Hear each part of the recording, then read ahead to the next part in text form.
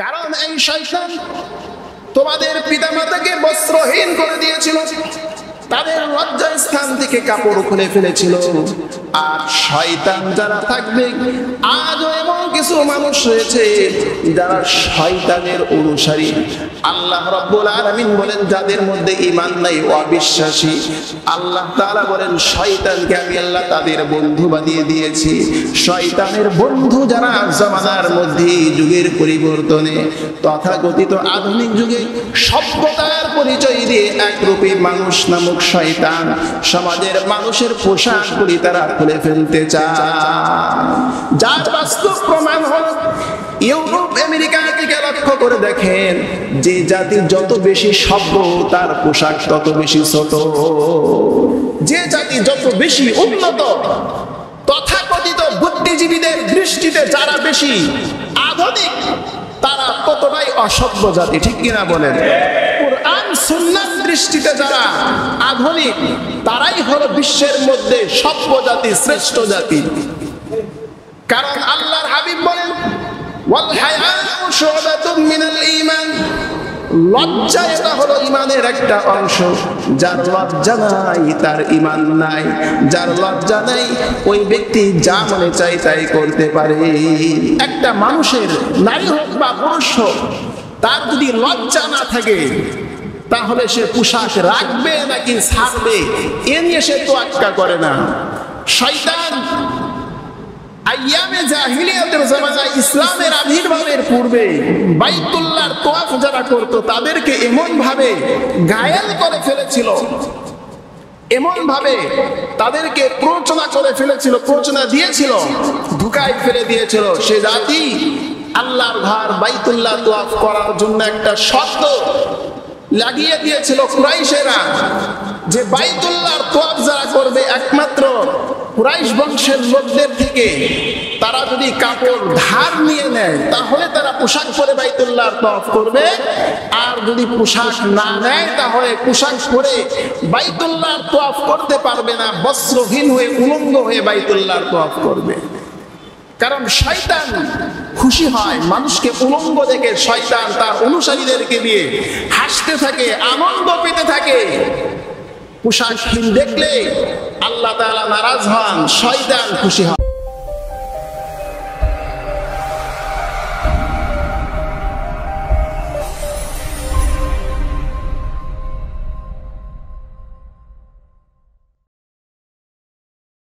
আল্লাহ রাব্বুল আলামিন মানুষের উপরে অগণিত অসংখ্য নিয়ামত দিয়েছেন। বিভিন্ন আয়াতের মধ্যে আল্লাহ রাব্বুল আলামিন বান্দাকে নিয়ামতের কথা স্মরণ করিয়ে দেন। বান্দা যেন তার কাছে আত্মসমর্পণ করে, বান্দা যেন আল্লাহ তাআলার এই নিয়ামতের কথা স্মরণ করে শুকরিয়া আদায় করে। আল্লাহর কাছে যেন বান্দা তার মাথাটাকে নত করে দেয়, সেজদা নত করে দেয়। এজন্য আল্লাহ রাব্বুল আলামিন বিভিন্ন নিয়ামতের কথা বিভিন্ন আয়াতের মধ্যে আল্লাহ তাআলা বর্ণনা করেছেন। হাজারো মাখলুক সৃষ্টি করার পরে বিশেষ করে প্রাণী জগৎ যেটা রয়েছে, এই প্রাণীদেরকে, হাইওয়ান জানোয়ারকে আল্লাহ রাব্বুল আলামিন সৃষ্টি করেছেন এমন ভাবে, সৃষ্টিগতভাবে প্রতিটা প্রাণীকে আল্লাহ রাব্বুল আলামিন পোশাক দিয়ে দিয়েছেন, লেবাস পরিয়ে দিয়েছেন। আমাদের গৃহপালিত যে সকল পশু রয়েছে, গাভী বলেন, বকরি বলেন, ভেড়া বলেন, জংলার যে সকল হিংস্র প্রাণী রয়েছে, এদের যে সতর রয়েছে, গুপ্তাঙ্গ রয়েছে, এটা আবৃত করে রাখার জন্য জন্মগতভাবে আল্লাহ তাআলা এদেরকে পোশাক দিয়ে দিয়েছেন। যার কারণে এদের আবার নতুন করে সতর আবৃত করার জন্য, লজ্জাস্থান ঢাকার জন্য নতুন করে আবার পোশাকের প্রয়োজন হয় না। মানুষকে আল্লাহ রাব্বুল আলামিন সৃষ্টি করেছেন এমন ভাবে যে তাকে জন্মগতভাবে পোশাক দেননি, উলঙ্গ করে সৃষ্টি করেছেন, বস্ত্রহীন করে সৃষ্টি করেছেন। এরপরে তার বান্দাকে আল্লাহ তাআলা উত্তম পোশাক দিয়েছেন। এই পোশাক দিয়ে যেন বান্দা তার সতর, তার দেহটাকে আবৃত করে রাখে। এমন পোশাক দিয়েছেন যে পোশাকের দ্বারা বান্দার সৌন্দর্য বৃদ্ধি পেয়ে যায়। প্রাণী জগৎকে আল্লাহ তাআলা একটা প্রাণীকে একটা পোশাক দিয়ে সীমাবদ্ধ করে দিয়েছেন। আল্লাহ তাআলা বলেন, আমার বান্দা আশরাফুল মাখলুকাত, এদেরকে একটা পোশাক দিব না, রকমারি পোশাক দিব। এটা আমার পক্ষ থেকে বান্দার জন্য নিয়ামত। সুবহানাল্লাহ বলেন। আল্লাহ রাব্বুল আলামিন বলেন, ইয়া বানি আদম قد أنزلنا عليكم لباسا يواري سوآتكم وريشا ولباس التقوى। আল্লাহ রাব্বুল আলামিন বলেন, হে বনি আদম, ইয়া বনি আদম قد أنزلنا عليكم লিবাস, আমি তোমাদের জন্য পোশাক অবতীর্ণ করেছি। এই পোশাকটা আল্লাহ তাআলা জান্নাতেও তার বান্দাদেরকে দিবেন। এমনকি আমাদের পিতা হযরতে আদম, হযরতে আমাদের মা হযরতে হাওয়া, এদেরকে দিয়েছিলেন। আল্লাহ রাব্বুল আলামিন আদম এবং হাওয়াকে সৃষ্টি করার পরে যখন তাদেরকে জান্নাতে দিয়ে দিলেন, হযরতে আদম এবং হাওয়া, ইবলিসের লম্বা ঘটনা রয়েছে। আমি আমার আলোচনার ভূমিকা স্বরূপ সামান্য কিছু আলোচনা করব। আল্লাহ রাব্বুল আলামিন যখন আদম এবং হাওয়াকে জান্নাতের মধ্যে দিয়ে দিলেন, আল্লাহ রাব্বুল আলামিন বলেন, রে আদম, এটা এমন জান্নাত, এই জান্নাতে কখনো তোমরা কষ্টে পতিত হবে না। ইন্না লাকা আল্লা তাজুআ ফিহা ওয়ালা তা'রা ওয়া আন্নাকা লা তাযমাউ ফিহা ওয়ালা তাদহা। এরে আদম, এটা জান্নাত এমন একটা জায়গা, যে জান্নাতের মধ্যে তোমরা কখনো ক্ষুধার্ত হবে না।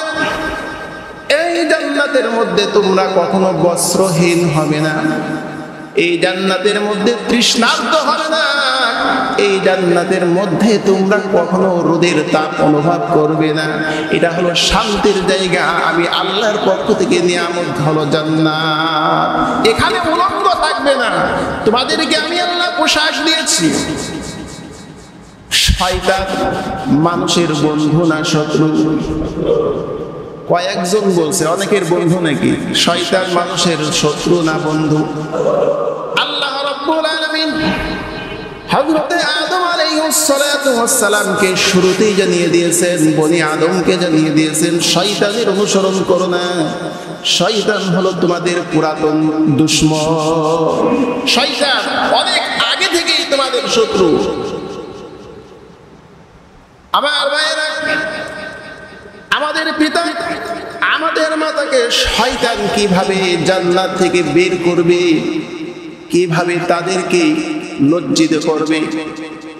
ফাওয়াসওয়াসালাহুমা শাইতানু লিইউবদিয়া লাহুমা মা বুরিয়া আনহুমা মিন সাওআতিহিমা ওয়া তাফিকা ইয়াখসিফানি আলাইহিমা মিন ওয়ারাকিল জান্নাহ। শয়তান যখন পিতা আদম এবং মা হাওয়াকে ধোঁকা দিলেন, কুমন্ত্রণার মধ্যে ফেলে দিলেন, হে আদম হাওয়া, তোমরা কি ওই বৃক্ষের খবর জানো? হাল আদুল্লুকা আলা শাজারাতিল খুলদি ওয়া মুলকিন লা ইয়াবলা। আল্লাহ যে তোমাদেরকে বলেছেন লা তাকরাবা হাদিহিশ শাজারা, ওই বৃক্ষের কাছে যেও না। কেন বলেছে তুমি জানো? এই বৃক্ষের কাছে গেলে ফল খেলে তোমাদের কোনোদিন মরণ হবে না, চিরস্থায়ী জান্নাতি হয়ে যাবে। এই কারণে আল্লাহ তোমাদেরকে নিষেধ করেছেন। এই গাছের ফল খেলে তোমরা জান্নাতে চিরদিন থাকতে পারবে। শয়তান আদম এবং হাওয়াকে ধোঁকায় ফেলে দিল। হাওয়াকে যখন ধোঁকায় ফেলে দিল, হাওয়া তখন আদমকে বুঝালো। স্বামী অনেক সময় স্ত্রীর কথার প্রতি দুর্বল হয়ে যায়। যখন শয়তানের প্ররোচনায় পড়ে আদম এবং হাওয়া যখন জান্নাত ওই নিষিদ্ধ ফল গ্রহণ করে ফেললো, নিষিদ্ধ ফল গ্রহণ করার সঙ্গে সঙ্গে তাদের শরীর থেকে জান্নাতের পোশাকগুলি খুলে পড়ে যায়।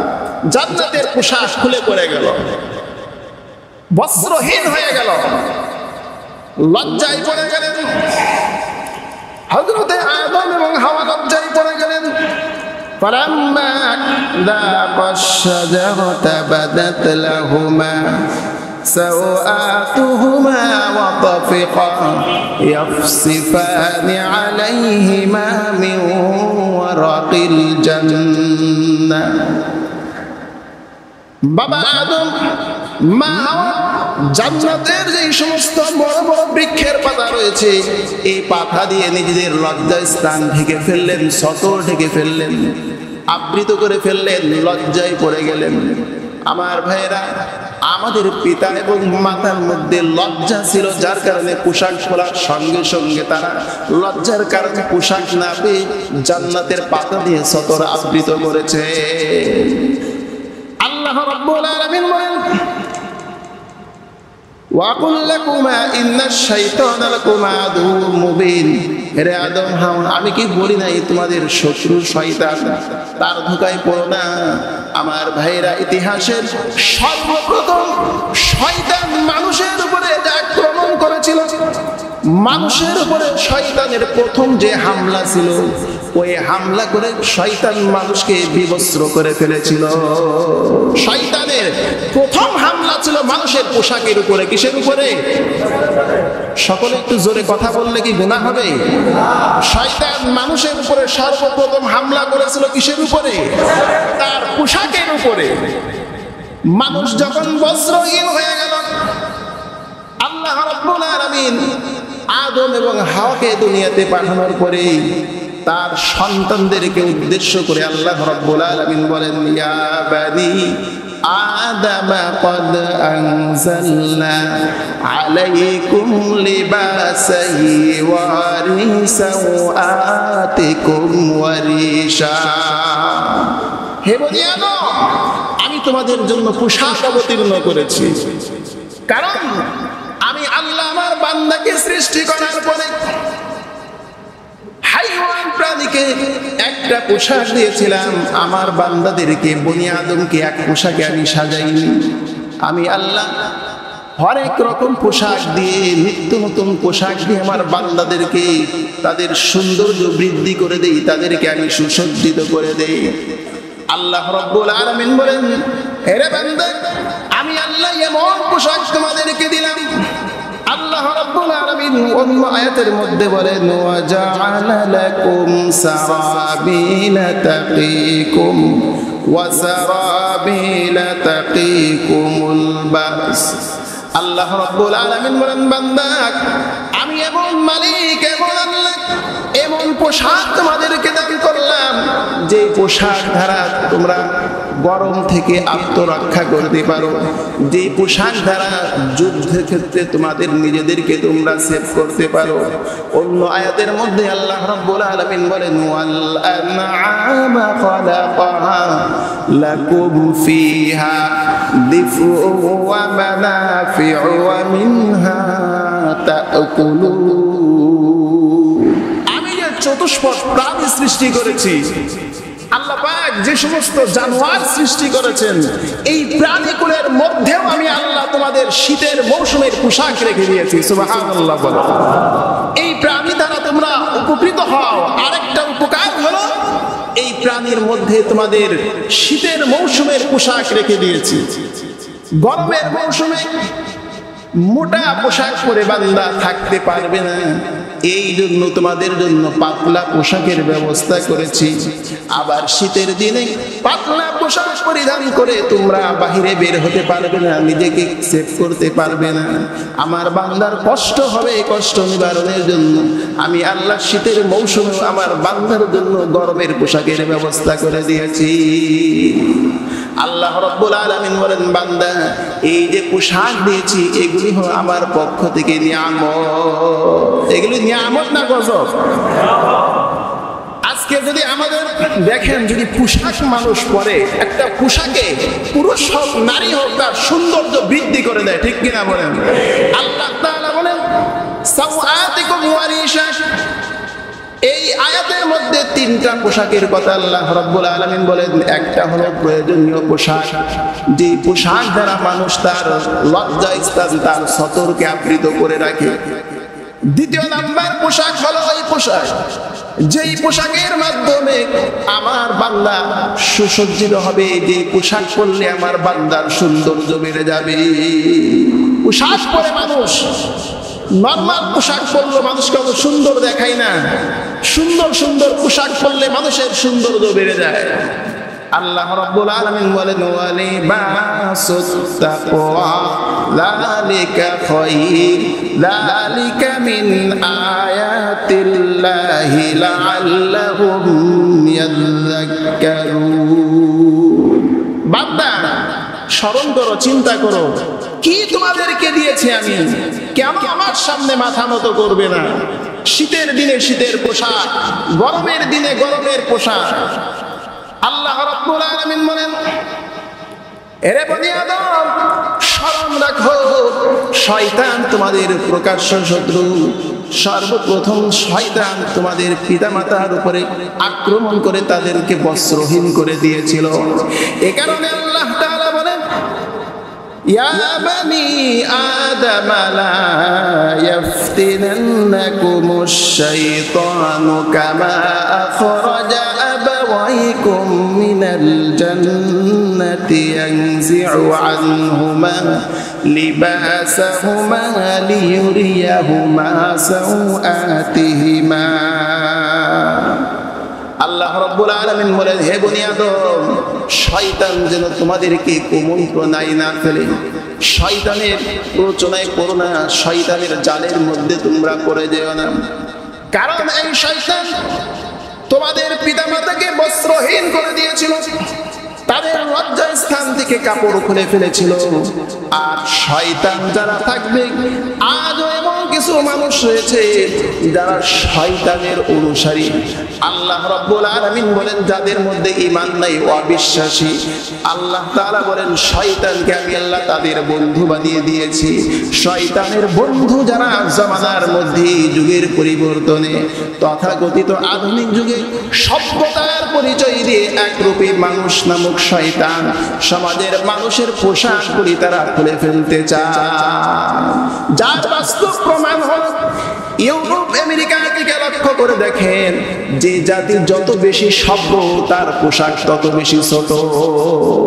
যে জাতি যত বেশি উন্নত, তথাকথিত বুদ্ধিজীবীদের দৃষ্টিতে যারা বেশি আধুনিক, তারা ততটাই অসভ্য জাতি, ঠিক কিনা বলেন? কুরআন সুন্নাহর দৃষ্টিতে যারা আধুনিক, তারাই হলো বিশ্বের মধ্যে সভ্য জাতি, শ্রেষ্ঠ জাতি। কারণ আল্লাহর হাবিব বলেন, ওয়াল হায়াউ শু'বাতুম মিনাল ঈমান। লজ্জা এটা হলো ঈমানের একটা অংশ। যার লজ্জা নাই তার ঈমান নাই। যার লজ্জা নাই ওই ব্যক্তি যা মনে চায় তাই করতে পারে। একটা মানুষের, নারী হোক বা পুরুষ হোক, তার যদি লজ্জা না থাকে তাহলে সে পোশাক রাখবে নাকি ছাড়বে এ নিয়ে সে তোয়াক্কা করে না। শয়তান আইয়ামে জাহিলিয়াতের জামানায়, ইসলামের আবির্ভাবের পূর্বে বাইতুল্লাহর তওয়াফ যারা করত তাদেরকে এমন ভাবে ঘায়েল করে ফেলেছিল, এমন ভাবে তাদেরকে প্ররোচনা করে ফেলেছিল, প্ররোচনা দিয়েছিল, ধোঁকায় ফেলে দিয়েছিল। সে জাতি আল্লাহর ঘর বাইতুল্লাহ তওয়াফ করার জন্য একটা শর্ত লাগিয়ে দিয়েছিল কুরাইশেরা, যে বাইতুল্লাহর তওয়াফ যারা করবে একমাত্র কুরাইশ বংশের লোকদের থেকে তারা যদি কাপড় ধার নিয়ে নেয় তাহলে তারা পোশাক পরে বাইতুল্লাহর তওয়াফ করবে, আর যদি পোশাক না নেয় তাহলে পোশাক পরে বাইতুল্লাহর তওয়াফ করতে পারবে না, বস্ত্রহীন হয়ে উলঙ্গ হয়ে বাইতুল্লাহর তওয়াফ করবে। কারণ শয়তান খুশি হয় মানুষকে উলঙ্গ দেখে, শয়তান তার অনুসারীদেরকে দিয়ে হাসতে থাকে, আনন্দ পেতে থাকে। পোশাকহীন দেখলে আল্লাহ তাআলা নারাজ হন, শয়তান খুশি হয়। আমরা আল্লাহকে খুশি করব না শয়তানকে খুশি করব? এই কারণে বিশ্বনবী মুহাম্মদুর রাসূলুল্লাহ সাল্লাল্লাহু আলাইহি ওয়াসাল্লাম বলেন, উম্মত, যখন তোমরা বাইতুল খালার মধ্যে প্রবেশ করবে, ইস্তেনজাগারে প্রবেশ করবে, তোমাদের কাপড় যখন আবৃত করবে, তোমাদের লজ্জাস্থান নিয়ে শয়তান খেলাধুলা করতে থাকে, আনন্দ করতে থাকে, হাসি তামাশা করে। এই জন্য আল্লাহর রাসূল তার উম্মতদেরকে দোয়া শিক্ষা দিয়েছেন, উম্মত, যখন তোমরা ইস্তেনজাগারে প্রবেশ করবে, এই দোয়াটি তোমরা পাঠ করবে, আল্লাহুম্মা ইন্নী আউযু বিকা মিনাল খুবুসি ওয়াল খাবাইস।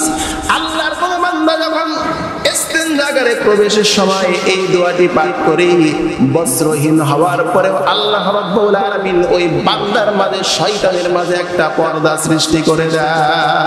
আর সে দেখতে পারে না, হাসি তামাশা করতে পারে না। পৃথিবীর ইতিহাসে যেই সমস্ত মানুষকে বস্ত্রহীন করার মেহনত করেছে, ষড়যন্ত্র করেছে আধুনিকতার পরিচয় দিয়ে, আজকের সমাজের মধ্যে যে জাতি দেখবেন যত বেশি আধুনিক, তার শরীরে পোশাক তত ছোট। আগে ছিল 3 পিস, এরপরে হয়ে গেছে 2 পিস, এরপরে আসলো 1 পিস। অনেক বিশ্বের মানচিত্রে এমন দেশ রয়েছে যেখানে হাফ পিস, কিছুদিন পরে থাকবে 9 পিস। শয়তান তাদেরকে মুরিদ বানিয়ে ফেলেছে। যার ঈমান রয়েছে সে কোনোদিন বস্ত্রহীন অবস্থায় থাকতে পারে না। আল্লাহ রাব্বুল আলামিন বলেন, বান্দা, তোমাকে আমি বিবেক দিয়েছি, বিবেক দিয়ে একটু চিন্তা করো না। গৃহপালিত একটা পশু, একটা গাভী, সে তার লজ্জাস্থান তার লেজ দিয়ে ঢেকে রাখে। সমাজের একটা কুকুর, সেও তার লজ্জাস্থান তার লেজ দিয়ে ঢেকে রাখে। অনেক প্রাণী রয়েছে, হাঁস মুরগি রয়েছে, এগুলি তার পাখা দিয়ে তার লজ্জাস্থান ঢেকে রাখে। মানুষ হয়ে যদি তুমি তোমার লজ্জাস্থানকে আবৃত করে না রাখতে পারো, এত পোশাক দেওয়ার পরেও তুমি তো হাইওয়ান, জানোয়ার, কুকুরের চেয়ে নিকৃষ্ট প্রাণী, ঠিক কিনা বলেন? আল্লাহ রাব্বুল আলামিন ওই সকল মানুষের জন্যই তো বলেছেন, উলাইকা কাল আনআমি বাল হুম আদাল উলাইকা হুমুল গাফিলুন। এই যে পোশাক আল্লাহ রাব্বুল আলামিন দান করলেন, এই পোশাকের মধ্যে বিশ্বনবী বলেন সবচেয়ে শ্রেষ্ঠ পোশাক হলো সাদা পোশাক। শ্রেষ্ঠ পোশাক কোনটা? নবী আমায় বলেন, ইলবাসু মিন সিয়াবিকুমুল বায়াস। আল্লাহর রাসূল বলেন, তোমরা সাদা পোশাক পরিধান করো। ফাইন্না মিন খায়রি সিয়াবিকুম ওয়া কাফিনু ফিহা মাউতাকুম। কারণ পোশাকের মধ্যে উত্তম পোশাক হলো সাদা পোশাক, আর এই সাদা পোশাক দ্বারা তোমরা তোমাদের মৃতদেরকে তোমরা কাফন পরাও। তোমাদের মৃত যারা রয়েছে এদেরকে কাফন পরাবে কোন কাপড় দিয়ে? সাদা কাপড় দিয়ে।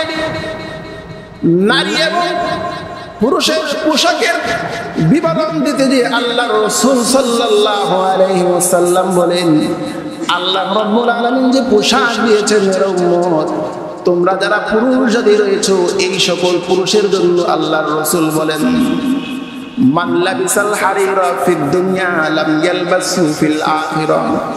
আল্লাহ রাব্বুল আলামিন রেশম কাপড়, রেশমি কাপড়ের পোশাক তার উম্মতের, তার পুরুষ বান্দাদের জন্য হারাম করে দিয়েছেন। নবী বলেন, দুনিয়াতে যারা রেশমি কাপড়ের পোশাক পরিধান করবে, কিয়ামতের ময়দানে ওই সকল বান্দা জান্নাতে রেশমি কাপড় পরিধান করার সুযোগ পাবে না। অন্য হাদিসে আল্লাহর রাসূল বলেন, আখাযা হারিরান ফাজআলাহু ফি ইয়ামিনিহি ওয়া আখাযা যাহাবান ফাজআলাহু ফি শিমালিহি সুম্মা ক্বালা আম্মা ইন্না হাযাইনি হারামুন আলা যুকুরি উম্মতি। বিশ্বনবী এক হাতের মধ্যে রেশমি কাপড় নিলেন, অন্য হাতের মধ্যে ওয়া আখাযা যাহাবান, অন্য হাতের মধ্যে স্বর্ণের টুকরা নিলেন। এবার বলতেছেন, এই যে রেশমি কাপড় আর এই স্বর্ণ আমার উম্মতের মধ্যে পুরুষ যারা রয়েছে তাদের জন্য আল্লাহ রাব্বুল আলামিন রেশমি কাপড়ের পোশাক আর স্বর্ণকে হারাম করে দিয়েছে। স্বর্ণ পুরুষের জন্য হালাল না হারাম? আরো জোরে বলতে হবে, হালাল না হারাম? অর্থ থাকলে, টাকা থাকলে এত টাকা রাখবো কোথায়, কাফনে তো পকেট নাই। এ কারণে দেখা যায় সম্পদশালী যেহেতু মানুষ, টাকা রাখার জায়গা পায় না, 2, 4, 5 ভরি দিয়ে আংটি একটা বানালো, মোটা একটা চেন বানিয়ে গলায় পড়লো, হারাম। নাজরাজ গোত্রের এক ব্যক্তি আল্লাহর রাসূল সাল্লাল্লাহু আলাইহি ওয়াসাল্লামের সামনে আসলেন, হাতের মধ্যে একটা আংটি, স্বর্ণের আংটি পরিহিত ছিল। বিশ্বনবী ওই বান্দাকে দেখে, নাজরাজ গোত্রের লোকটাকে দেখে আল্লাহর রাসূল ঘৃণায় চেহারাটা ঘুরিয়ে দিলেন। নবী আমার বলেন, আমি কিভাবে তোমার দিকে তাকাবো? তুমি তো তোমার দিকে আমাকে তাকাতে বলো, আমি দেখি তুমি তোমার হাতের মধ্যে একটা আগুনের অঙ্গার নিয়ে বসে আছো, স্বর্ণ পড়েছে। আল্লাহর রাসূল বলেন, আমি তো তোমার হাতের মধ্যে আগুনের একটা টুকরা দেখতে পাচ্ছি। এটা ভালো না খারাপ? আগুনের টুকরা দেখতে পাচ্ছি রে উম্মত। স্বর্ণ পড়ো না, আল্লাহ তোমার জন্য হারাম করেছেন। স্বর্ণ দিয়ে সাজবে, স্বর্ণ ব্যবহার করবে, এটা আল্লাহ নারীদের জন্য দিয়েছেন। আবার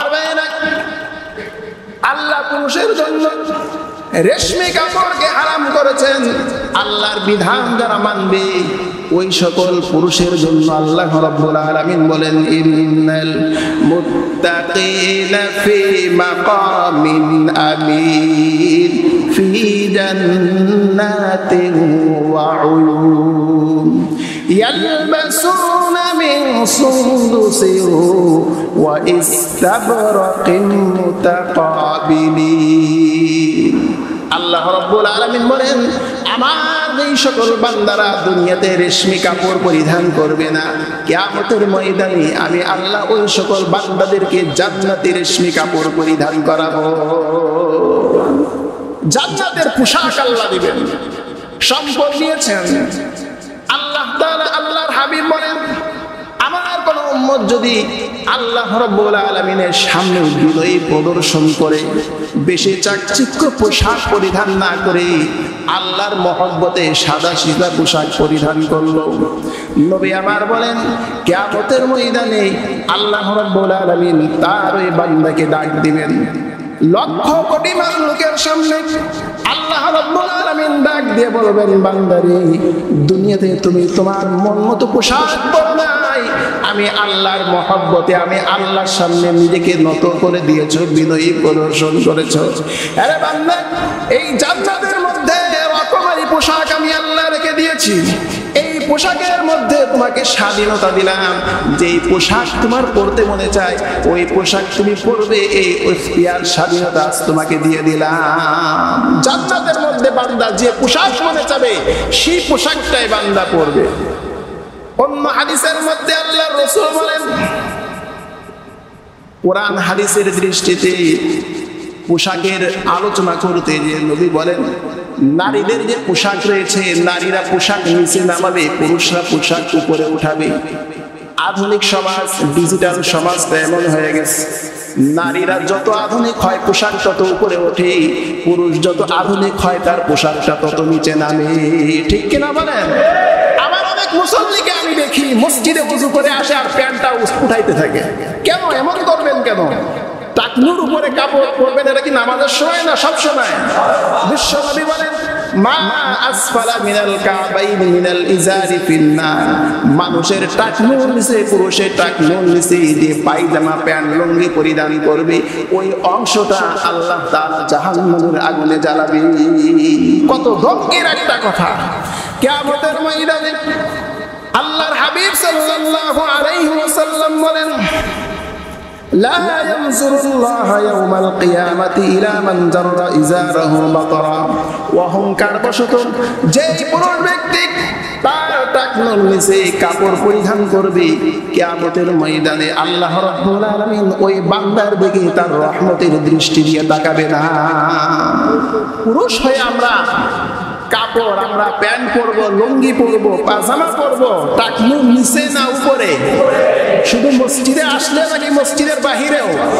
মানতে পারবো তো ইনশাআল্লাহ?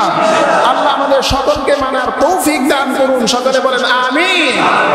অন্য হাদিসের মধ্যে নারী জাতির পোশাক সম্পর্কে বিশ্বনবী বলেন, ও আমার উম্মতেরা, আমি নবী দুই শ্রেণীর জাহান্নামীদের আলোচনা তোমাদের সামনে করি। এই দুই শ্রেণীর জাহান্নামীদের মধ্যে এক শ্রেণীর জাহান্নামী হলো ওই সকল নারীরা ওয়ানসাউন কাসিয়াতুন আরিয়াত। ওই সকল নারীরা হলো জাহান্নামী নারী, যেই সকল নারীরা পোশাক পরিধান করার পরেও তারা উলঙ্গর নেই থেকে যায়। পোশাক পরেছে, এরপরেও তার সতর সে আবৃত করতে পারে নাই। পোশাক পরার পরেও তার গঠনগুলি, শরীরের আকার আকৃতিগুলি পোশাকের উপর দিয়ে উন্মোচিত প্রকাশ হয়ে গেছে।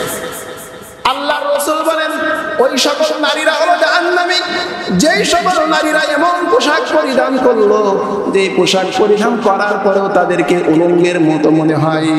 মুমিলাতুন মাইলাত, যেই সকল নারীরা পোশাক পরিধান করে পর পুরুষকে নিজের প্রতি আকৃষ্ট করতে চাই, নিজেও অন্য পুরুষের প্রতি আকৃষ্ট হতে চাই। রুউসাহুন্না কাসমিনাতিল বুখতিল মাইলা, উটের ঘাড়ের উপরে যে একটা গোশতের টুকরা রয়েছে, কোজ রয়েছে, এই চুলগুলি যেমন হেলে রয়েছে তাদের চুলগুলি থাকবে এমন ভাবে হেলানো। আল্লাহর রাসূল বলেছেন এই সকল জাহান্নামী নারীরা এরা আল্লাহর জান্নাতে যাবে না। শুধু এখানেই শেষ নয়, জান্নাতের সুঘ্রাণ পর্যন্ত এই নারীরা অনুভব করবে না। এদেরকে আল্লাহ তাআলা জান্নাতের ঘ্রাণও শুঁকতে দেবেন না। এমন পোশাক আমাদের সমাজে মনে হয় নাই।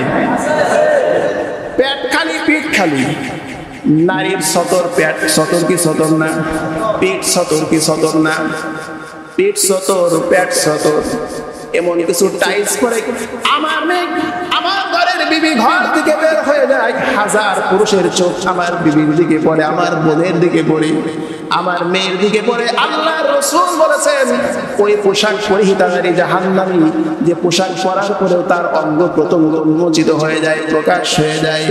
আমার ভাইয়েরা, আপনি স্বামী, আপনি বড় ভাই, আপনি একজন মহিলার অভিভাবক হয়ে এই দায়িত্বটা আপনি অবহেলা করেছেন। আল্লাহর রাসূল বলেন আলা কুল্লুকুম রাঈন ওয়া কুল্লুকুম মাসউলুন আন রাইয়াতিহি, প্রতিটা ব্যক্তিকে তার দায়িত্ব সম্পর্কে প্রশ্ন করা হবে। আমার বিবিকে, আমার বোনকে, আমার অধীনস্থ নারীদেরকে আমি কত নির্দেশ দিয়েছি, কত ব্যাপারে সতর্ক করেছি। সতর উলঙ্গ করে পেট খালি পিঠ খালি করে রাস্তায় যখন আমার বোনটা, আমার বিবি বের হলো, আল্লাহর রাসূল সাল্লাল্লাহু আলাইহি ওয়াসাল্লাম বলেন ওই নারীটা হলো জাহান্নামী নারী, ওই নারী কখনো জান্নাতের সুঘ্রাণ পাবে না। এই পোশাক বিশ্বনবী মুহাম্মদুর রাসূলুল্লাহ সাল্লাল্লাহু আলাইহি ওয়াসাল্লাম পোশাকের ব্যাপারে আলোচনা করতে গিয়ে বলেন, আমি শুরুতেই বলেছিলাম আমাদের সমাজের মধ্যে তথাকথিত বুদ্ধিজীবীদের কাছে যারা যত বেশি সভ্য জাতি, কোরআন হাদিসের দৃষ্টিতে তারা তত অসভ্য জাতি। কারণ সমাজের মধ্যে এখন দেখা যায় এমন কিছু পোশাক বাংলাদেশে তো এখনো আল্লাহ অনেক ভালো রেখেছেন। ইউরোপ, আমেরিকা, বিধর্মী রাষ্ট্রের মধ্যে তাকালে যে সমস্ত প্রবাসী ভাইয়েরা রয়েছে তাদের মাধ্যমে যখন জানতে পারি তাদের পোশাকের নমুনা, তখন আল্লাহ রসুলের এই হাদিসের সঙ্গে আর তাদের সঙ্গে মিলালে দেখা যায় আল্লাহ যদি কোনো নারীদেরকে জাহান্নামে দেয় তাহলে ওই সকল নারীরাই আগে জাহান্নামে যাবে, কারণ তাদের শরীরে কোনো পোশাক নাই। আমার ভাইয়েরা, আধুনিক সমাজ, ডিজিটাল সমাজে এসে আজকের সমাজটা এমন হয়ে গেছে অনেক নারী পুরুষ সাজতে চায় পোশাকের মাধ্যমে, অনেক পুরুষ পোশাকের মাধ্যমে নারী সাজতে চায়। এটা আমাদের বাংলাদেশে নাই, আছে? আল্লাহর হাবিব বলেন আল মুতাশাব্বিহিনা মিনার রিজালি বিন নিসা ওয়াল মুতাশাব্বিহাতু মিনান নিসাই বির রিজাল। আল্লাহর রাসূল বলেন লাআনা রাসূলুল্লাহ সাল্লাল্লাহু আলাইহি ওয়াসাল্লাম আল মুতাশাব্বিহিনা মিনার রিজালি বিন নিসা ওয়াল মুতাশাব্বিহাতু মিনান নিসাই বির রিজাল। আল্লাহর রাসূল বলেন সমাজের মধ্যে এক শ্রেণীর নারী থাকবে, তারা এমন নারী এবং পুরুষের পোশাকের মধ্যে ভিন্নতা আছে না নাই? পাঞ্জাবি এটা কি পুরুষের পোশাক না নারীর পোশাক? শাড়ি এটা পুরুষের পোশাক না নারীর পোশাক? হাতের চুড়ি পুরুষের পোশাক না নারীর পোশাক? কানের দুল পুরুষ পরে নাকি নারী পরে? আস্তে আস্তে বলেন কেন? কান যে ছিদ্র করে, কানে যে রিং লাগায়, এটা কি পুরুষেরা লাগাবে না নারীরা লাগাবে? আমাদের সমাজের এক শ্রেণীর মানুষ রয়েছে এমন, তারা পুরুষ থেকে সন্তুষ্ট নয়, নারী সাজতে চায়, কান ছিদ্র করে রিং লাগায়, আছে না নাই? এক শ্রেণীর পুরুষ আছে এমন, পুরুষ হওয়ার পরেও সে মনের মধ্যে তৃপ্তি পায় না, নারী হতে তার বড় মজা লাগে, ভালো লাগে। হাতের মধ্যে চিকন চুড়ি, আছে না নাই? এই যে চুড়িটা পরলো, অনেক সময় অনেক গল্পের মধ্যে, অনেক কথার মধ্যে শুনি, পুরুষ হয়ে চুরি তো করে ওই সকল পুরুষেরা যারা কাপুরুষ, ঠিক কিনা বলেন? কাপুরুষেরাই হাতের মধ্যে চুরি পরতে পারে, বীর পুরুষেরা কোনোদিন হাতে চুরি পরবে না, ঠিক কিনা বলেন? হাতের মধ্যে চুরি পরা এটা নারীর জন্য পোশাক, কানের মধ্যে দুল দেওয়া, রিং দেওয়া নারীর জন্য পোশাক, এটা পুরুষের পোশাক হতে পারে না। জিন্সের প্যান্ট পরেন, যদিও এই পোশাকটা কতটুকু ইসলামিক দৃষ্টিতে সম্মত সেটা আমি বলবো না, তবে এই যে পোশাকটা পুরুষ যদি পরে তার মধ্যে অতটা অসৌন্দর্য লাগে না, স্বাভাবিক হয়, মানুষ চলতে পারে, মানুষ খারাপ করে না। একটা পুরুষের পোশাক, একটা পুরুষ প্যান্ট পরলো, একটা গেঞ্জি পরলো বা একটা শার্ট পরলো, আমাদের সমাজে যে পোশাকগুলি আছে এটা সাধারণত আমাদের দেশের পুরুষেরা পরে থাকে। একটা শার্ট সাধারণত পুরুষেরাই পরে থাকে। এই শার্টটা পরলো, পরার পরে আধুনিকতা এতটাই নিচে নেমে গেছে, দেখেন আজকের ওড়নাগুলি মেয়েদের গলায় ঝুলানোর কথা ছিল এক শ্রেণীর পুরুষেরা, এরা গলার মধ্যে পাঞ্জাবি দিয়ে গলার মধ্যে উড়না ঝোলায়, আর নারীর গলার মধ্যে উড়না দেয়। নারী পুরুষ সাজতে চায়, পুরুষ নারী সাজতে চায়। আল্লাহর রাসূল বলেছেন, অভিশপ্ত ওই সকল নারীরা যারা নারী হওয়ার পরেও পুরুষের পোশাক পরে, অভিশপ্ত ওই সকল পুরুষেরা যারা পুরুষ হওয়ার পরেও নারী জাতির পোশাক পরে। শাড়ি পরিধান করা এটা নারীর পোশাক না পুরুষের পোশাক? লম্বা চুল রাখা এটা নারীর ভাগে না পুরুষের ভাগে? আমাদের সমাজে এমনও লম্বা চুলওয়ালা মানুষ আছে, পিছন দিক দিয়ে তাকালে মনে হয় একজন নারী, সামনে তাকালে দেখা যায় নারী না পুরুষ, না নারী না পুরুষ, মাঝামাঝি আর একটা জাতি হয়ে যেতে পারে। এ কারণে আল্লাহ আপনাকে পুরুষ বানিয়েছেন, এখানে সন্তুষ্ট থাকেন, পুরুষের পোশাক পরে সন্তুষ্ট থাকেন, আল্লাহর রহমত আপনার জন্য। নারী বানিয়েছেন, নারীর পোশাক পরে সন্তুষ্ট থাকেন, এটাই আপনার জন্য শ্রেষ্ঠ। এখানে আল্লাহ আপনার জন্য রহমত। হুজুর ঘরে শান্তি নাই, শান্তি কিভাবে আসবে?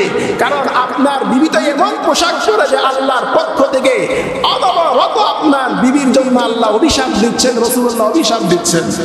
অভিশপ্ত একটা নারী যে ঘরে থাকবে সে ঘর থেকে আর কতটা শান্তি হতে পারে?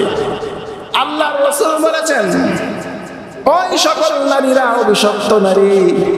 আল্লাহর রাসূল বলেন, যে সকল নারীরা তাদের শরীরের মধ্যে উল্কি আঁকায়, ট্যাটু আঁকে, আছে না নাই? ওই সকল নারীদেরকে আল্লাহর হাবিব বলেন অভিশপ্ত নারী হলো ওই নারী যারা তাদের কপালের চুলগুলিকে উপড়িয়ে ফেলে, অর্থাৎ তাদের বুড়োগুলিকে তারা খাটো করে, বুড়োগুলিকে চিকন করে। আমাদের সমাজে কারোর বিবিধ এমন নাই? আছে। এই যে নারী, তাকে যে আল্লাহ বুড়ো দিয়েছেন, সৃষ্টি করেছেন কে? আল্লাহ রাব্বুল আলামিন বলেন, বান্দা কেন আমার কোরআন বোঝো না? আল্লাহ রাব্বুল আলামিন বলেন, আমি যত মাখলুক বানাইলাম সবচেয়ে সুন্দর করে আমি আল্লাহ মানুষ বানিয়েছি। ওমা আল্লাহ রাব্বুল আলামিন বলেন, লাকাদ খালাকনাল ইনসানা ফি আহসানি তাকওয়িম। সবচেয়ে সুন্দর করে আল্লাহ রাব্বুল আলামিন মানুষকে সৃষ্টি করেছেন। আবার বান্দিকে বুড়োটা কতটুকু মোটা দিলে আমার বান্দির জন্য সুন্দর, এটা আমি আল্লাহ বান্দা ভালো বুঝি। আমার বান্দির বুড়োটা চিকন দিব না মোটা দিব, আল্লাহ তাআলা যদি চান আমার এই বান্দির বুড়োটা চিকন দিলে আমার বান্দিকে দেখতে সুন্দর লাগবে। আল্লাহ তাআলা ওই নারীর বুড়োটা চিকন বানিয়েছেন। আল্লাহ তাআলা যদি দেখেন আমার এই বান্দির বুড়োটা যদি মোটা দেয়, তাহলে আমার এই বান্দির সৌন্দর্য ফুটে উঠবে। আমার ভাইরা, আল্লাহর সৌন্দর্য দ্বারা, আল্লাহ পাকের সৌন্দর্য যারা পছন্দ না করে নিজে নিজে সুন্দর হতে চায়, শরীরের পশমগুলি পুড়িয়ে ফেলে, কপালের বুড়োগুলি দ্বারা কাটে, সাটকাট করে, আল্লাহ রাসূল বলেছেন ওই সকল নারীরা হলো অভিশপ্ত নারী। যেই ঘরের মধ্যে এমন অভিশপ্ত নারী রয়েছে, যেই ঘরের মধ্যে অভিশপ্ত বিবি রয়েছে, ওই ঘর থেকে কোনোদিন শান্তির আশা করা যায় না, শান্তি আসবে না। হাজার আলেম ওলামা নিয়ে দোয়া করেন, কুরআন খতম করেন, তাসবিহ তাহলিল করেন, হুজুর দোয়া করেন, ঘরে শান্তি নাই। কারণ আল্লাহ তাআলা অনবরত আপনার ঘরে অভিশাপ দিয়ে রেখেছে। আমাদের ঘরে অভিশপ্ত নারী এই এলাকায় আছে। এটা আমার কথা না আল্লাহ রাসূলের কথা? আরো জোরে বলেন, আমার কথা না আল্লাহ রাসূলের কথা? আমার বয়ান বক্তব্য যদি উপরের মাইকে শোনা যায়, আশেপাশের বাড়ির মহিলা মা বোনেরা আজকে আমার উপরে এতটাই ক্ষিপ্ত হবে, দুনিয়াতে কত আলোচনা আছে, কত ওয়াজ আছে, হুজুর শেষ পর্যন্ত বুড়ুতে এসে ওয়াজটা ঠেকাইল, বলবে কিনা? আজকে বুড়ু পর্যন্ত ওয়াজ ঠেকাইছে, না জানি সামনে আরো কত পর্যন্ত নিয়ে যায়। আমার ভাইয়েরা, এটা আমার কথা নয়। আপনি স্বামী, আপনি দায়িত্বশীল। আপনার বিবি যদি এই পথ থেকে ফিরে না আসে, মনে রাখবেন আপনি একজন অভিশপ্ত স্ত্রীর স্বামী, কপাল পোড়া আপনি। আপনার বোন যদি ফিরে না আসে, মনে রাখবেন আপনি একজন অভিশপ্ত বোনের ভাই। আপনার মা যদি ফিরে না আসে, মনে রাখবেন আপনি একটা অভিশপ্ত মায়ের সন্তান। যে ঘরের মধ্যে অভিশপ্ত নারী থাকে, সে ঘর থেকে শান্তির আশা করা যায় না। শান্তি আসবে ওই ঘরের মধ্যে যে ঘরে কোরআন এবং সুন্নাহর আমল রয়েছে, ঠিক কি না বলেন? কিয়ামতের ময়দানে আল্লাহ রাব্বুল আলামিন প্রশ্ন করবেন, বান্দা তোমাকে অভিভাবক বানিয়েছিলাম, তোমার স্ত্রীর অনেক অন্যায়ের বিরুদ্ধে তুমি শাসন করেছো, প্রতিবাদ করেছো, আমার সৃষ্টির ব্যাপারে যখন তোমার বিবি হাত দিয়েছে, গুরুটা উপড়িয়ে ফেলেছে, তুমি কেন বাধা দাও নাই? এ কারণে বিবিকে ধরার আগে আপনাকে ধরবে। অনেকেই চিন্তা করবে ছোটখাটো একটা বিষয়, কিয়ামতের ময়দানে ছোটখাটো একটা বিষয়ের জন্য মানুষ আটকা পড়ে যাবে, আবার ছোট একটা আমলের কারণে মানুষ নাজাত পেয়ে যাবে। ছোট আমলকে ছোট বলা যাবে না, ছোট অন্যায়কে ছোট বলা যাবে না। ছোট অন্যায় করতে করতেই মানুষ বড় অন্যায় করার সাহস পায়, ঠিক কিনা বলেন? এজন্য আমাদের সমাজের, আমার তো মনে হয় একান্ত দিনদার পরিবার যারা, এখন তো অনেক দিনদার পরিবারও এর থেকে রক্ষা পাচ্ছে না। স্বাভাবিক পরিবারের মধ্যে অনেক পরিবার আছে যে সমস্ত মা বোনেরা এই ব্রু ফিলাপ করে, শরীরে উল্কি লাগায়, ট্যাটু করে। আপনি দায়িত্বশীল, আপনি যদি জান্নাত পেতে চান, অভিশাপ থেকে বাঁচতে চান, আল্লাহর আযাব থেকে নাজাত পেতে চান, আপনাকে ভূমিকা নিতে হবে। না, আমার বিবিকে আর কোনোদিন আমি ব্রু ফিলাপ করাবো না, আমার বোনকে আর কোনোদিন ব্রু ফিলাপ করাবো না, আমার অধীনস্থ পরিবারের কোনো মেয়েকে, কোনো নারীকে আর ব্রু ফিলাপ করাবো না। যে কাজ করলে আমার ঘরের মধ্যে অভিশাপ আসবে, আল্লাহর লানত আসে, এই কাজ আমি কোনোদিন করতে দিব না, পারবো না ইনশাআল্লাহ। এটি মসজিদ পর্যন্তই নাকি এই আমলটা আমরা ঘরে যেয়ে করবো ইনশাআল্লাহ? এখন অনেক কথা বললে ঘরের বিবি নারাজ হবে, অসন্তুষ্ট হবে। তবে অসন্তুষ্ট হওয়ার পরেও যদি আমার বিবি, আমি আমার আল্লাহকে খুশি করব, আমার রসুলকে খুশি করব, আমার রসুল আল্লাহকে খুশি করতে গিয়ে যদি আমার বিবি অসন্তুষ্ট হয়, তাহলে কি বিবির মন রক্ষা করব না আল্লাহর মন রক্ষা করব? মুমিন যারা, ইমানদার যারা, সকলের চেয়ে বেশি ভালোবাসে তারা আল্লাহকে। মানুষ ইমানদার দ্বারা মানুষকে ভালোবাসবে, মানুষের সঙ্গে লেনদেন হবে, মানুষের সঙ্গে আচার আচরণ হবে সব আল্লাহর মহব্বতে, ভালোবাসা হবে আল্লাহর মহব্বতে, দুশ্মনী হবে, রাগান্বিত হবে সেটা আল্লাহর মহব্বতে। আল্লাহ রাব্বুল আলামিন আমাদেরকে এই জাতীয় অশ্লীল পোশাক থেকে আমাদেরকে বিরত থাকার তৌফিক দান করুক। আমার ঘরের মা বোনেরা যে সমস্ত অর্ধউলঙ্গ পোশাকগুলি পরিধান করে করে রাস্তায় বের হয়, ও মুসল্লি ভাইয়েরা, অনেক পোশাক আছে এমন আপনি মনে করেন যে পোশাকটা পরলে সমস্যা কি, আমার বিবি পরেছে, অনেকেই মনে করে স্বাভাবিকভাবে এটাকে ছেড়ে দিচ্ছে না। আপনি এমন পোশাক পরেছেন, আপনার বিবির শরীরের অঙ্গ প্রত্যঙ্গগুলি ভাঁজগুলি যখন উন্মোচিত হয়, প্রকাশ হয়, রাস্তার হাজারো যুবক আপনার বিবির দিকে, বোনের দিকে তাকায়, সেও গুনাহের মধ্যে লিপ্ত হয়, আপনার বিবি গুনাহের মধ্যে লিপ্ত হয়। সমাজটা এইভাবে আস্তে আস্তে অন্ধকারের দিকে ঠেলে দিচ্ছেন, সমাজটা অন্ধকারের দিকে চলে যাচ্ছে।